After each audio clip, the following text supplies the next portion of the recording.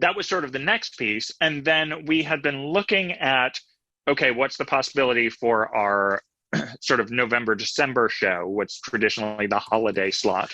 What is the show that would go there? And we had some ideas, but a couple of the plays we were looking at were published and we weren't hearing back from the publishing houses. And so, and then we found this play that we're so excited about, Zack by Christian St. Croix, which is a satire on teen sitcoms of the 90s. And so our slogan for it is, "Whom does the bell save?" I No, you can't just do that and then go forward. You gotta stop a little bit. You can't just drop that and go like, "Oh yeah." And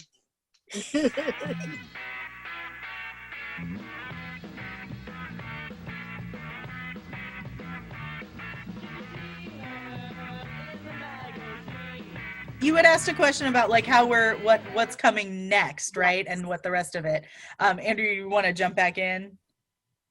Sure. So again, as we're wrestling with, okay, what are different ideas of liveness as we go through things? So the second show of our main stage season was Fannie Lou Hamer Speak On It, which is the show that we put on the back of a truck, and we drove to 14 neighborhoods around Cincinnati, and we actually live streamed one performance from a parking lot, which I give all credit to Henry for making happen.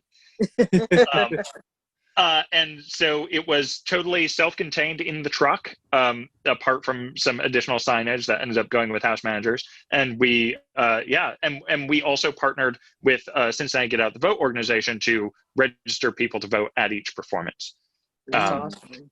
So that was an experiment in one, can we actually do theater live and bring it to people and do it in a safe, socially distanced way, in a way that actually serves our community in a broader way, not just putting on a show, but also let's get everybody to vote like right now. And so this is a show that we're really excited about and going to explore liveness in different ways, in that we're actually going to be really live streaming it from the theater. It's just two performers, so it's a two-hander. But yes, from that very space to which Henry is gesturing. So in this story, it looks at two students at a predominantly white high school in Southern California, where then this new kid shows up and chooses them to be part of his friend group. So it's an examination of tokenism in 90s sitcoms and of racial inequity in the early 90s, all told through this lens of a 90s sitcom. So the two characters are Gina and PJ. So one could say Gina is to Lisa as PJ is to AC Slater. And so it's that kind of story from those perspectives. And also those two actors play every character in the show. So they each become Zack just by putting on sunglasses. And it is a brilliant script that we're really excited by. One of the challenges in choosing a show for November, December that we were looking at is, what will people want to see after this election?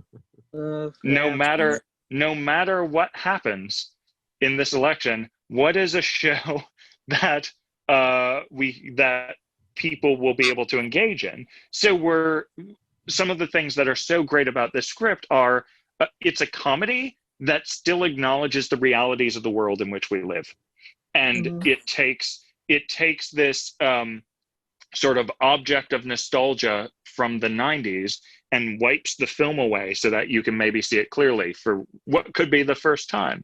And it's so it's great, and we're excited, and I get to direct it, and I'm very excited about that. We also have James Allen, who is our resident composer, in that they have composed a lot of stuff for us over the last several years, but they have already written us a Zack theme song, and it is delightful.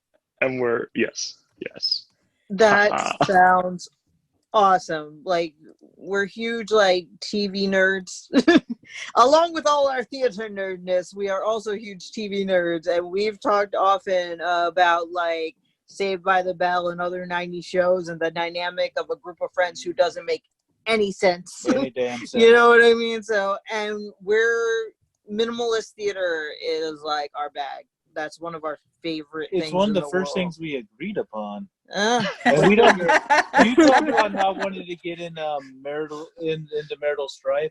Our blog comes out of marital strife. us arguing the best articles. If it's been written down, it came from a massive argument. Like, we don't agree on anything, and then it's great writing. So, like, but one of the things we love is minimalist theater, like two actors playing everybody, props doing things that, oh my gosh, you could yeah. We love that. One of the things that we're thinking about with this too is, okay, what does minimalist theater mean when it's for video? And so we're still thinking about, okay, how many camera angles do we have? And as director, going through the script, I'm like, okay, what are changes that a lighting cue should do, and what are things that a camera cue should do?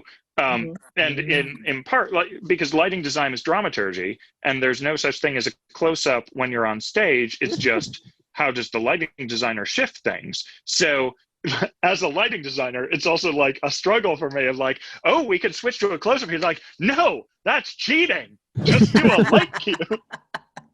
And from a technology standpoint, there's also the question of we have the same team that we're working with.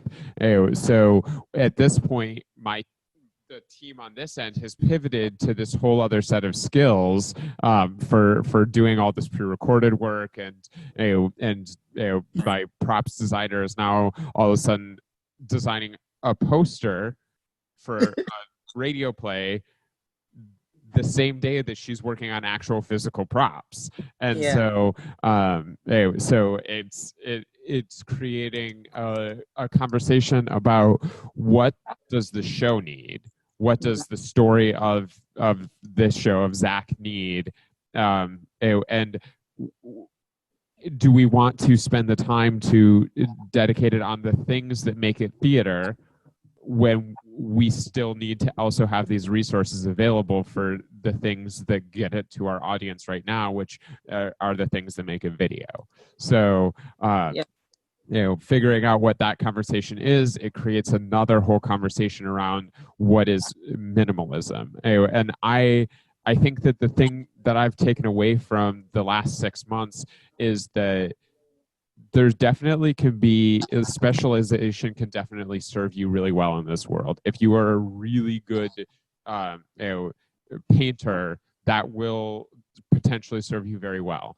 But Kayla's skill set, having being what it is, across all of these different visual arts areas, has meant that she can be successful as a member of this company right now. Andrew and Andrew's background with all of the things that are technology and all of the things that are film and television that are even just Andrew's fandoms, I think are a huge aspect of what let us do what we're doing in this particular situation. And I think, to Henry's point as well, in small theater companies, to one degree or another, are always composed of theater generalists. And you have, that it's like when you're creating a character in D&D. you have your specialties, but then you want to make sure you spread out those character points or whatever. You got the perfect reviewers to understand that, what you just said. We call him theater duct tape. So you guys, that's exactly what I was talking about the D&D reference, but that too. You have your character class, but you want to be well-rounded.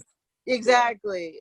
Well, one of the things we'll tell you, and we've been saying this repeatedly, because as we go and we talk to different people, one of the things we say is, when it comes to digital theater, we're not going to fault anybody for using all the tools in their toolkit. Like, if you got to use a close-up to sell this point, use that close-up, because we're all still figuring it out. We're all learning, you know?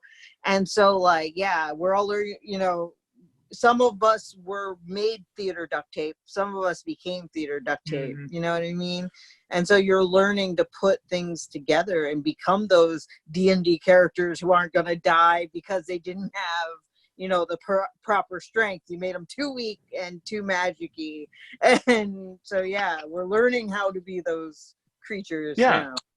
And I think one of the other things that's important for us is that everything be done with intentionality and internal consistency, so that it's not that a close-up comes out of nowhere. It's that, or if it does, that's super meaningful, that is the only thing that happens. So one of the things that we really try to do, and in all of our productions, but particularly in how we're thinking about video, is making sure that everything is a choice.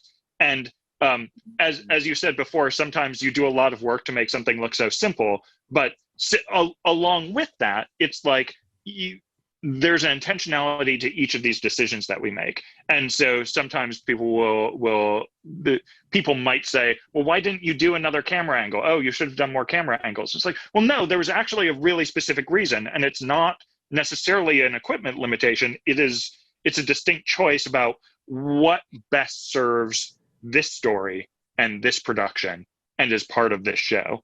Because the other thing is, none of the shows that we're trying to make, none of these productions are intending to be the definitive production of anything. That's what's beautiful about theater. But we want to make it the best possible production we can make with all of the insight and the skills of the team that we have to serve the show in this way. So we want it to not be the best production ever, because that's meaningless, but we want it to be the best production that this team can make. I love that. I love that. All right. So Hey guys, if you like what we just did, there's going to be plenty more coming up. Please like, comment, subscribe. Our Venmo is in the description. Please support us if you can. Our cats need the money.